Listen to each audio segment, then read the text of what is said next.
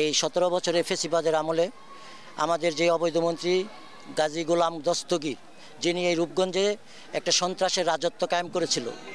পুরা রূপগঞ্জটাতে সন্ত্রাসী কর্মকাণ্ড, চাঁদাবাজি বলি, আসলে এই বিরোধী দলের উপর নিপীড়ন, নির্যাতন, অনেকটা পর্যায়ে এক প্রকার আমাদের বিভিন্ন ভাইকে হত্যাও করা হয়েছে। হাজার হাজার শত সহস্র নেতাকর্মীদের এই বিভিন্ন সময়ে এই মারপিট করে পঙ্গুত্ব বরণ করেছে। অনেকে হামলা মামলায় জর্জরিত হয়েছে। আমাদের যদি প্রতিটি ওয়ার্ড পর্যায়ের একটা সামান্য কর্মীও ১০-১২টা মামলার আসামি। তো আমরা দেখেছি বিগত এই ১০-১৫ বছরে আমাদের এই ক্রান্তিকালীন সময়ে, রূপগঞ্জবাসীর ক্রান্তিকালীন সময়ে আমাদের মোস্তাফিজুর রহমান ভূঁইয়া দীপু সাহেব, উনি ওনার জায়গা থেকে আমাদের বিএনপির যত নেতাকর্মী রয়েছেন ওনাদের হামলা মামলা সহ ওনাদের পারিবারিক যে অসচ্ছলতা যা রয়েছে সেগুলো উনি দেখভাল করেছেন। উনি আন্দোলন সংগ্রামে সম্মুখভাগে ছিলেন। রূপগঞ্জের রাজনীতিতে যদি আমরা এই আন্দোলন সংগ্রামের কথা বলি তাহলে মোস্তাফিজুর রহমান ভূঁইয়া দীপু সাহেব এবং ওনার সাথে যারা কাজ করেছে তারাই অগ্রগামী ভূমিকা দায়িত্ব পালন করেছিল।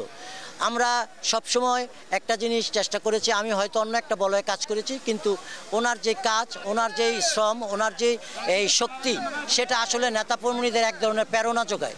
সেই প্রেরণার আলোকে এবং ওনার এই কাজের মূল্যায়ন হিসাবেই কিন্তু আমাদের দল, বাংলাদেশ জাতীয়তাবাদী দল, নারায়ণগঞ্জ ১ রূপগঞ্জ জাতীয় সংসদ মনোনীত আসনে ওনাকে দানের শীষ প্রতীক হিসাবে নির্বাচিত করেছে এবং ওনাকে এক প্রকার বলা চলে যে মনোনীত করেছে। তো আমরা এই যে দলের প্রতি ওনার একটা অগাধ একটা শ্রম, অগাধ একটা পরিশ্রম এবং দলের প্রতি এত ত্যাগ তিতিক্ষার কারণেই কিন্তু উনি এই দানের শীষের প্রতীকটা পেয়েছেন। তো আমরা মনে করি যে আমরাও যারা জাতীয়তাবাদী শক্তির বিভিন্ন অঙ্গ সংগঠনের নেতাকর্মী রয়েছি, আমরাও বিভিন্ন আন্দোলন সংগ্রামে মাঠে ছিলাম, আমরাও দেখেছি। তো এখন যেহেতু আমাদের মোস্তাফিজুর রহমান ভাইয়ের দিকে আমাদের রূপগঞ্জের আপামর জনসাধারণ একটা অন্য রকমের একটা অনুভূতি রয়েছে, অন্য রকমের একটা আশা আকাঙ্ক্ষা ভরসা রয়েছে। সেই ভরসায় আমিও তো রূপগঞ্জের সন্তান হিসেবে আমিও তো একজন। তো আমি তারই আলোকে এবং তারই ধারাবাহিকতায় আমি ওনার সাথে কাজ করার প্রত্যয় ব্যক্ত করছি।